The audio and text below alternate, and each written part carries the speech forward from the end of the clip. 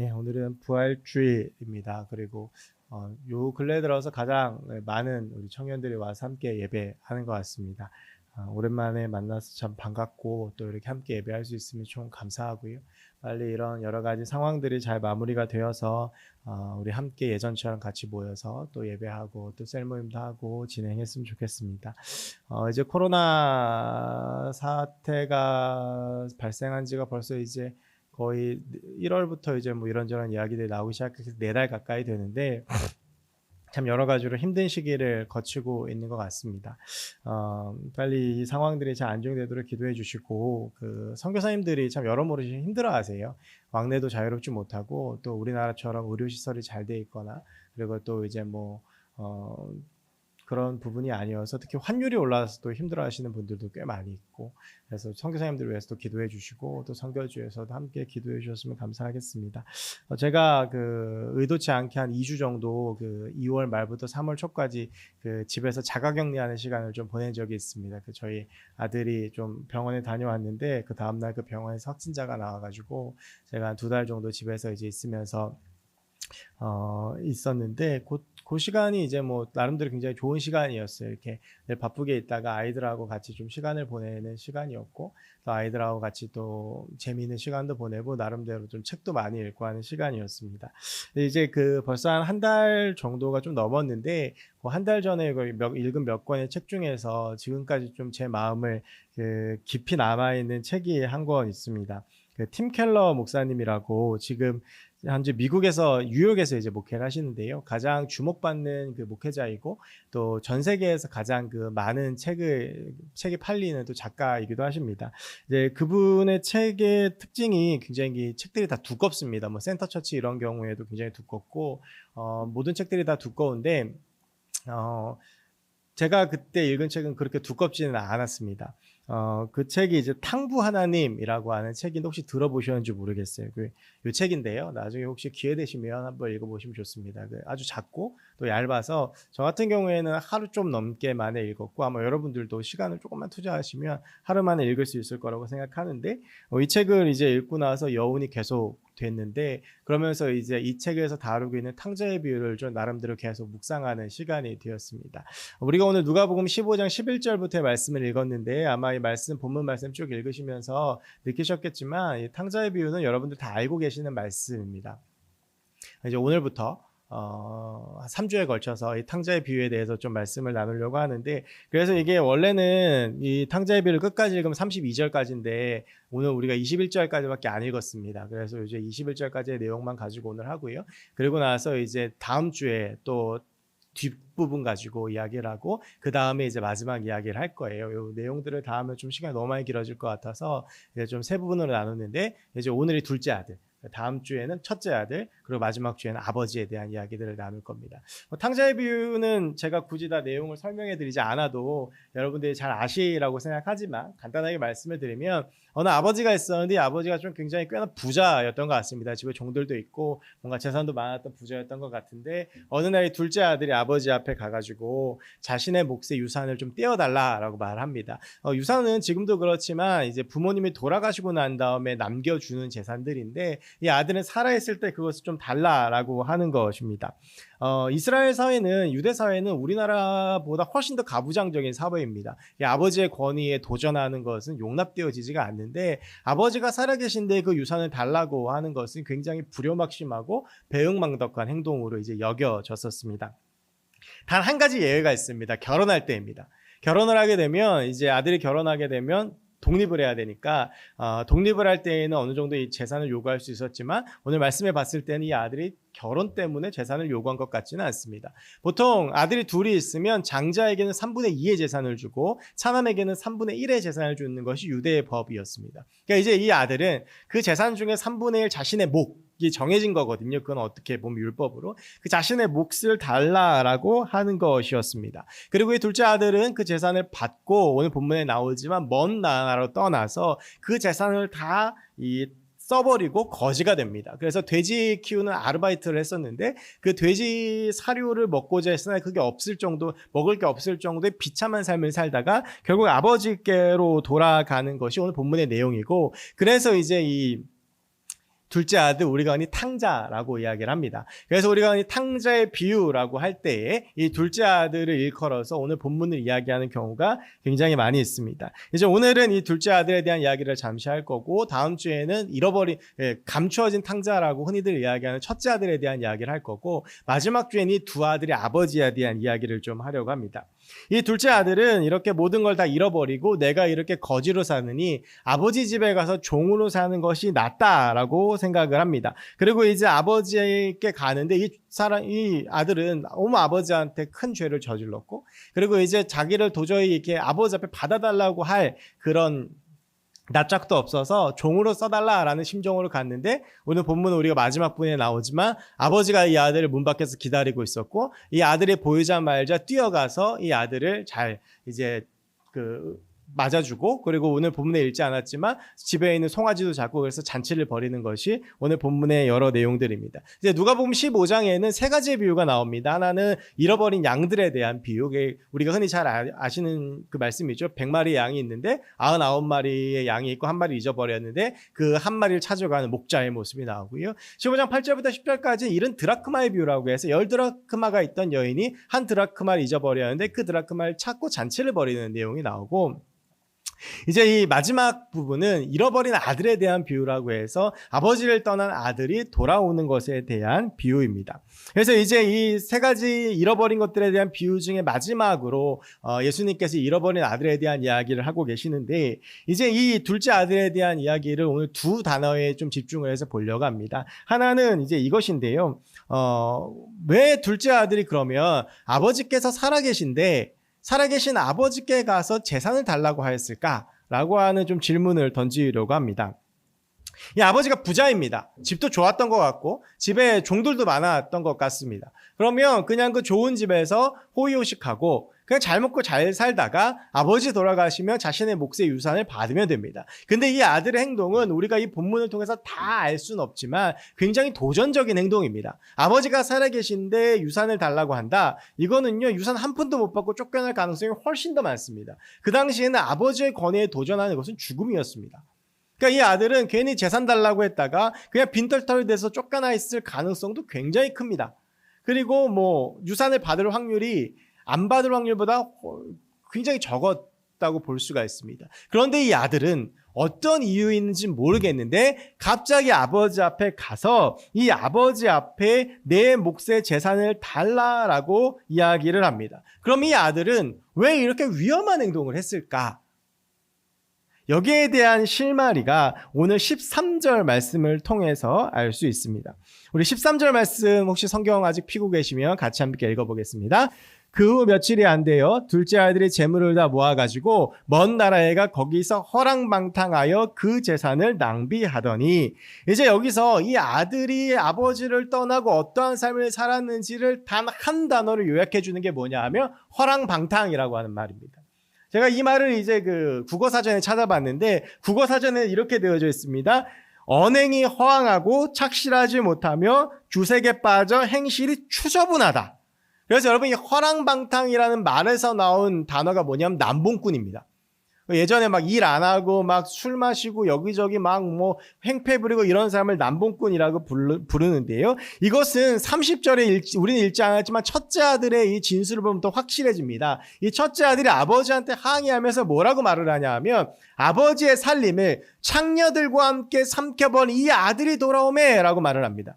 그러니까 자기의 동생에 대해서 뭐라고 이야기하냐면 아버지의 살림, 아버지께 상속받은 재산을 가가지고 창녀들과 함께 삼켜버린 그 아들이 내 동생이라고 이야기를 하고 있는 것입니다.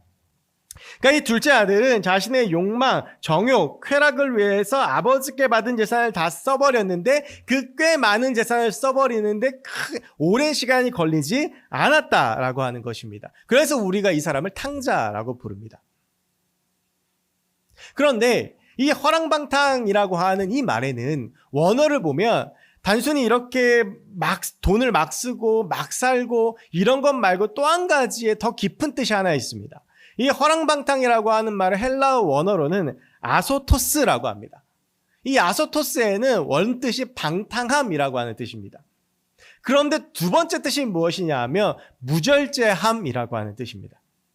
그러니까 허랑방탕하게 산다라고 하는 것은 방탕하게 살고 내 멋대로 정욕을 쫓아서 쾌락을 쫓아서 사는 것을 의미하기도 하지만 무절제함을 의미하기도 합니다.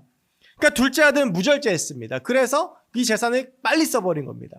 제가 군대에 있을 때 주로 이제 부사관들하고 면담을 하다 보면 이 부사관들은 그 어린 나이에 그래도 꽤 많은 월급들을 받습니다. 그러니까 이제 이 돈들을 어떻게 할지 몰라요. 그래서 보면 한 달에 120만 원 받는 하사가 뭐 SM5 끌고 다니고 외제차 끌고 다니고 뭐 도박하고 이런 일들이 많이 있습니다. 그래서 이 부사관들하고 상담하면 주로 빚 문제 가지고 이야기들을 많이 하는데 보면 진짜 대책 없는 애들이 많아요. 그러니까 막 쓰다가 보면 이게 안 돼가지고 막 사채빚 끌어다 쓰고 막 이런 친구들이 꽤 많이 있습니다. 심지어 제가 본 아이 중에서 가장 어이가 없으면서 가슴이 아프면서도 참 답답했던 아이가 21살짜리 남자아이였는데 한 번도 안 본 여자를 인터넷에서 만나서 이 여자애한테 1억을 보내준 애였어요. 한 번도 안 봤는데. 그래서 뭐 이 여자가 내가 당신을 만나려면 빚을 갚아야 된다고 처음에 2천만 원 보내주고 있는 전 재산이었어요. 그리고 나서 돈을 계속 더 보내달라고 하니까 사채빚 끌어가지고 총 1억 2천을 보낸 거죠. 그리고 나서는 사채가 1억 빚이 넘으니까 여기 사채 이율이 어마어마합니다. 거의 뭐 연이율이 50% 이렇잖아요. 그 말은 뭐냐면 1억을 빌리면 1년에 내야 되는 이자가 거의 5, 6천이라는 소리예요. 근데 이 부모님이 집 그 포천에서 농사 지셨어요. 그래서 이거 막 금융권, 이금융권으로 땡겨오고 막 걔 아버지 논밭 다 팔고 그래가지고 막 처리했던 일이 있어요. 근데 제가 이 부사관들 이렇게 보면 얘들이 왜 이렇게 방탕하냐면 절제함이 없어요. 누구도 절제해주지 않아요.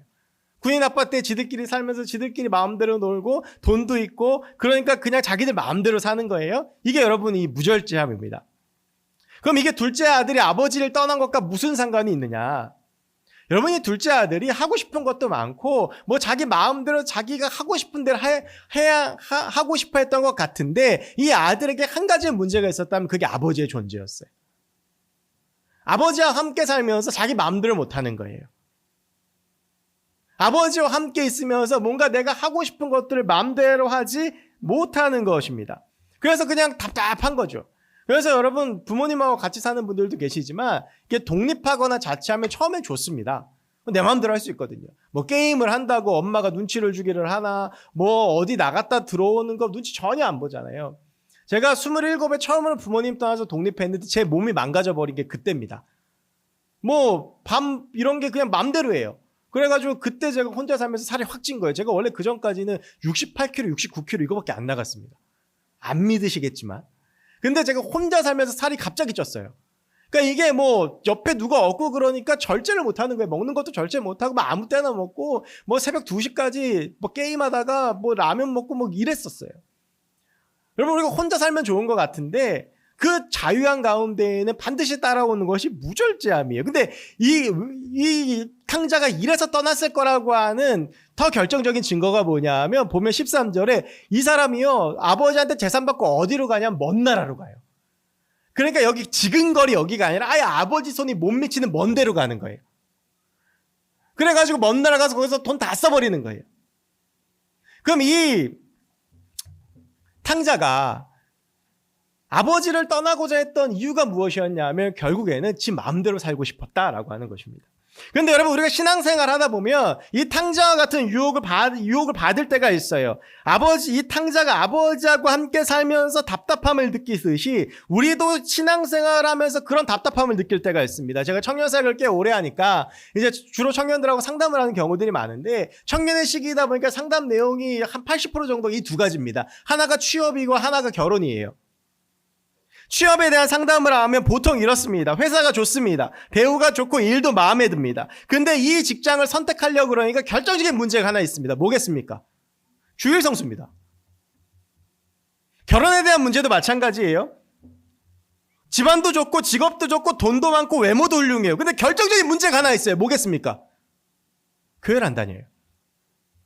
여러분 이게요. 우리가 신앙이 없다 그러면 아무런 문제될 게 없습니다.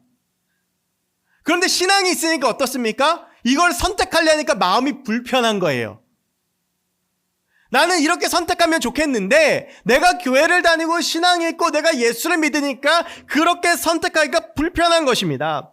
세상에서 술 한잔 타는 것이 뭐가 문제가 됩니까? 근데 우리는 교회 다니니까 술을 마시는 것도 어렵고 마셔도 찔리고 토요일날 좀 진탕 마시면 주일날 교회 오기 미안하고 못 오고 그렇게 되는 거예요.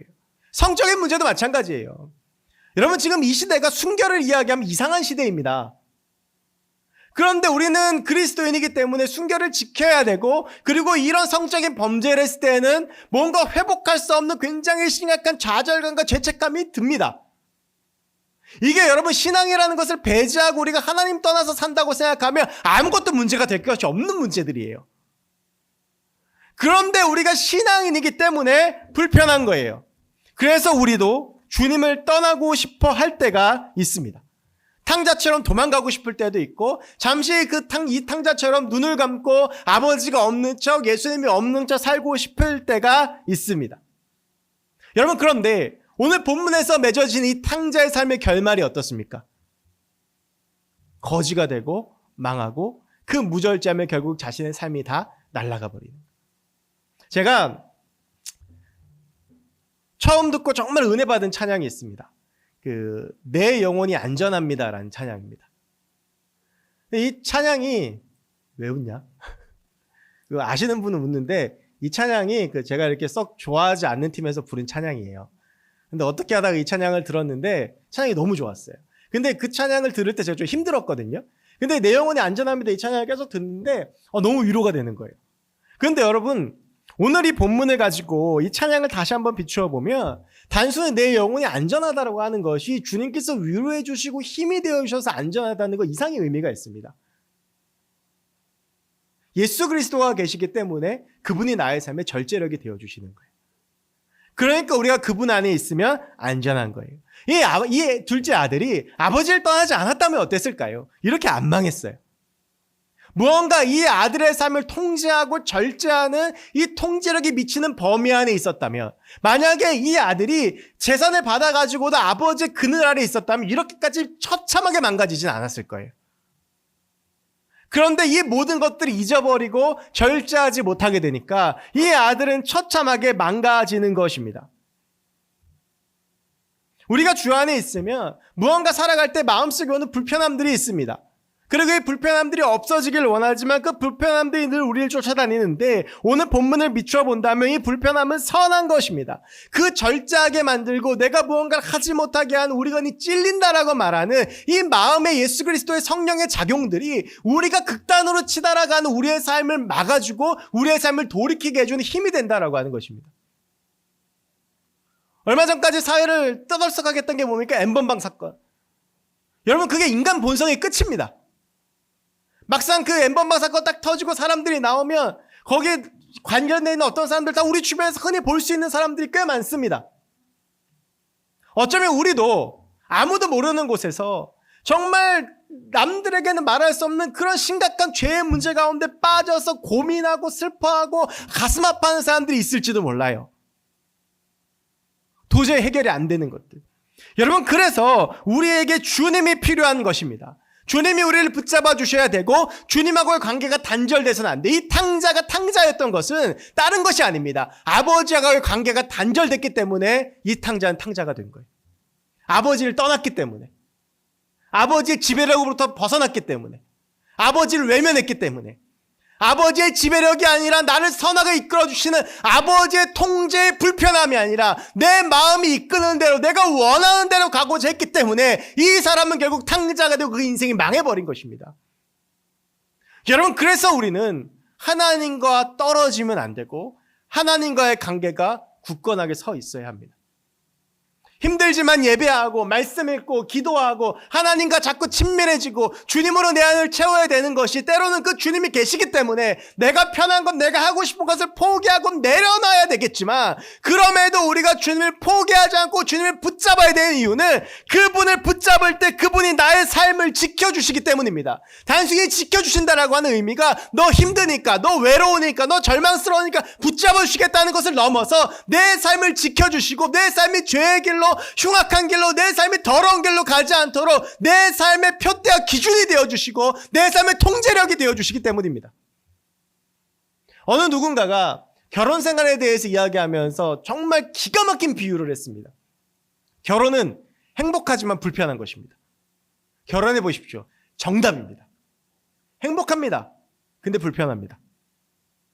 뭔가를 선택하는 것도 제 마음대로 하기가 어렵고 뭔가를 사는 것도 제가 마음대로 사기 어렵고 그렇습니다.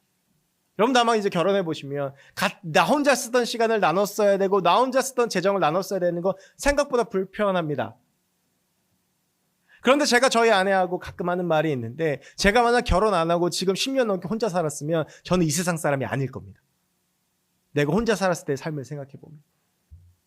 여러분 우리의 신앙생활도 마찬가지입니다. 주님과 함께하는 거 행복하고 기쁘고 좋지만 그만큼 불편한 것입니다. 그런데 그 불편함이 결국에는 우리를 절제하게 하고 우리를 허무함, 허탈, 죄책감, 음란, 유혹, 죄가 아니라 기쁨과 환희와 평안과 행복한 삶으로 이끌어 주실 것입니다. 탕자의 삶이 아니라 정말 어렵고 힘든 상황 가운데서 주님을 의지하고 주님을 붙잡을 때 나를 지켜주시는 주의 행복한 삶으로 우리 이끌어 주실 것입니다. 그래서 여러분 하나님과 떨어지시면 안 됩니다. 어떻게든 하나님하고 붙어 계셔야 돼요. 오늘 딱 끝나고 다시 세상으로 돌아가면 일주일 동안 또 하나님하고 상관없이 멋대로 살다가 또 주일날 그게 아니라 여러분의 삶의 순간순간에 하나님과 떨어지시면 내 힘, 내 능력으로 아무것도 못합니다. 우리가 자주 하는 찬양 고백 중에 그런 고백이 있잖아요. 주님, 나의 마음에 선한 것 하나 없습니다. 그렇지 않습니까, 여러분? 막 내가 어떤 사람이 미워. 근데 그 사람 미워하면 내 마음 불편해. 여러분 그게 억제력이에요. 그만 미워하라는 거예요. 뭔가 내가 하고 내가 하는 게 어렵고 그럴 때 내 안에 주님께서 주시는 그 마음들을 순종하고 살아가십시오. 그리고 그 주님을 더 붙잡고 여러분의 일주일의 삶 동안 주님을 잊어버리지 않기 위해서 애쓰고 그 주님을 붙잡고 살아가는 삶이 되셔야 합니다. 그래야 내 영혼이 안전합니다. 그런데 이 탕자가요. 진짜 이렇게 보면 나쁜 놈인 것 같은데 잘한 게 하나 있습니다. 오늘 본문에 보면 여러분 17절부터 19절의 말씀 한번 같이 읽어볼까요? 17절부터 19절의 말씀 읽겠습니다. 이에 스스로 돌이켜 이르되 내 아버지에게는 양식이 풍족한 품꾼이 얼마나 많은가 나는 여기서 줄여 죽는구나. 내가 일어나 아버지께 가서 이르기를 아버지 내가 하늘과 아버지께 죄를 지었사오니 지금으로부터는 아버지의 아들이라 일컬음을 감당하지 못하겠나이다. 나를 품꾼의 하나를 보소서 하리라 하고 20절 이에 일어나서 아버지께로 돌아가니라. 아멘. 여러분 17절 18절 말씀을 보면 이게 완전히 얘가 인생을 포기한 것처럼 보여요. 그 지금 여러분 이게 인생이 얼마나 비참해요. 부잣집 도련님이었어요. 아버지의 유산을 받아가지고 독립했어요. 화려했어요. 그 돈 보고 많은 사람들이 모여들었어요. 막 돈 펑펑 썼어요. 재밌었어요. 근데 지금은 어떤 상황이에요? 돼지치다가 너무 배가 고파서 그 돼지가 먹는 쥐염 열매 먹으려고 했는데 그것도 없어. 그래서 줄여 죽는 거. 그래서 17절 18절에 보면 내 아버지는 그렇게 풍족하시고 품꾼도 많은데 난 여기서 굶어 죽는다. 내가 내가 하늘과 아버지께 죄를 지었다. 하나님과 아버지께 죄를 지었다라는 거예요. 여러분 여기까지만 보면 요런 그 문구들이 자주 발견되어지는 문서 형식이 하나 있어요. 뭔지 아세요? 유서예요. 자살한 사람들 유서. 자살한 사람들 유서를 보면 되게 어떠냐 하면 내가 이래서 인생이 실패했다. 내가 이래서 인생이 나락으로 떨어졌다. 이래서 내가 죽는다. 이래서 내 인생은 끝이다. 라고 하는 게 많아요. 제가 군에 있을 때 자살한 애들 이렇게 장례 치러주고 유서를 많이 봤으니까 주로 그래요. 여러분 그래서 합리적이 되려면요. 17절 18절 말씀에 끝난 다음에 얘가 죽어야 돼요. 아버지한테 자기 몫의 재산 다 받아갖고 왔지. 근데 그거 다 지금 얼마 안 돼 다 써버렸지. 돌아갈 낯짝은 없지. 어떻게 해요 이거? 이거는 죽어야 되는 거예요. 그냥 이게 절망이에요. 여러분 우리나라가요 되게 불명예스러운 기록이 몇 가지가 있는데 그 중에 하나가 뭐냐 하면 전 세계 자살 1위입니다. 자살을 제일 많이 해요. 한 시간에 2명씩 죽는 나라가 우리나라예요. 자살로.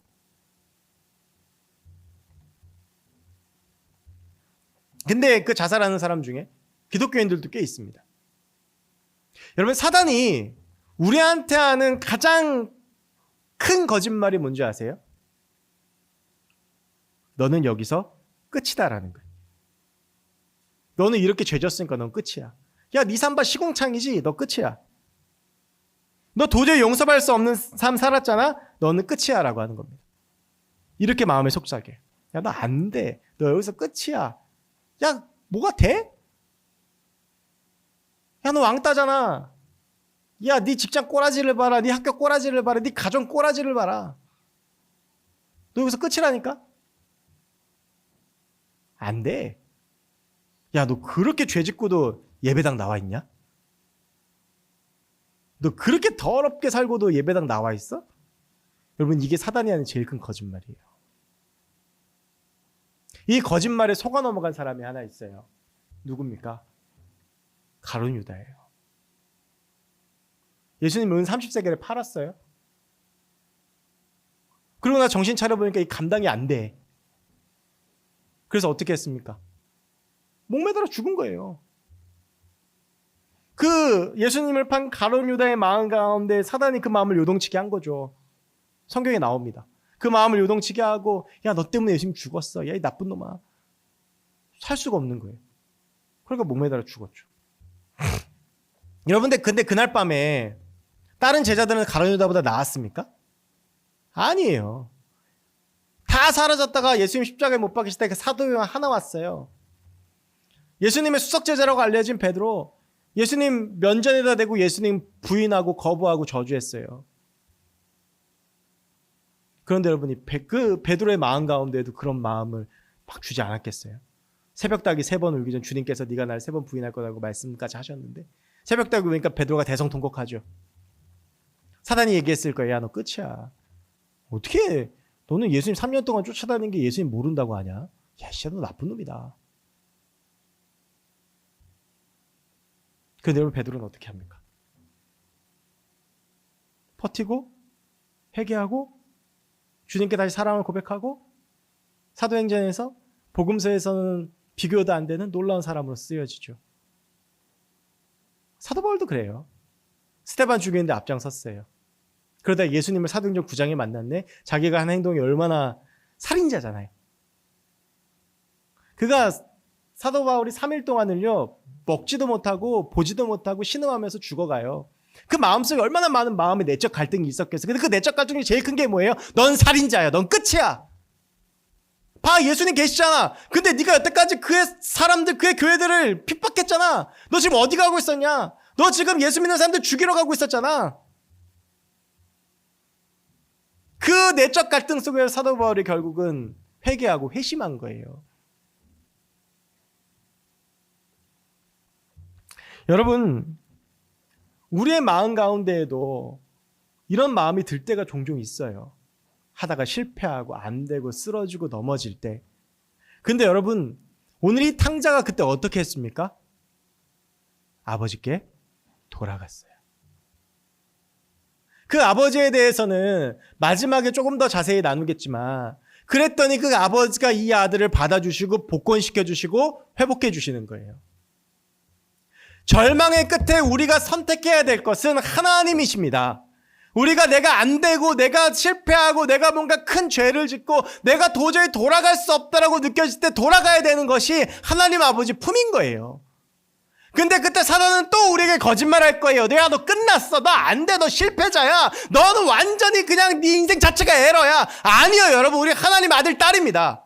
우리가 다시 하나님 앞에 돌아가고 주님 앞에 이 아들이 그러했듯이 철저하게 회개하고 그 주님 앞에 엎드리며 그 하나님이 우리를 다시 받아주십니다.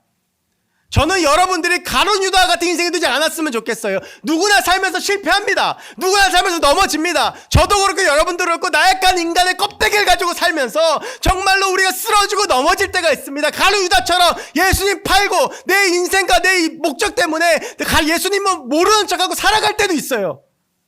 뒤늦게 정신 차려보면 내가 무슨 짓 했나 싶을 때도 있어요. 그때 우리가 선택해야 되는 것이 다시 한번 하나님입니다. 그러면 그 하나님이 우리를 받아주세요.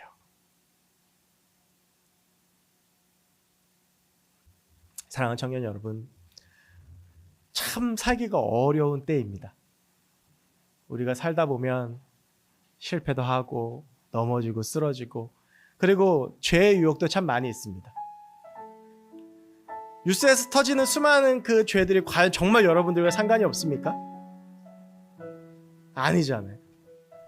때로는 음란하기도 하고 때로는 다른 사람들을 미워하기도 하고 내 마음속에 나는 막 형용할 수 없는 미움이 가득하고 그래서 내가 도대체 하나님의 사람이라고 보기에 너무나도 어려운 삶들을 우리가 살아갈 때가 많아요. 삶에 뭐 하나 제대로 되는 것도 없고 직장도 학교도 가정도 내 삶을 둘러싼 그 어떤 것들 돌아보면 너무 절망스러운 거예요. 여러분, 그런데 그때 우리가 하나님께 돌아가야 합니다. 그때 우리가 하나님 붙잡아야 됩니다. 그리고 하나님이 내 안에 주시는 그 절제함을 가지고 살아가시기 바랍니다. 그러면 하나님께서 우리를 다시 한번 세우시고 우리를 승리하게 하실 줄로 믿습니다. 우리 같이 함께 말씀 기억하시면서 우리 여호와께 돌아가자 같이 함께 찬양했으면 좋겠습니다.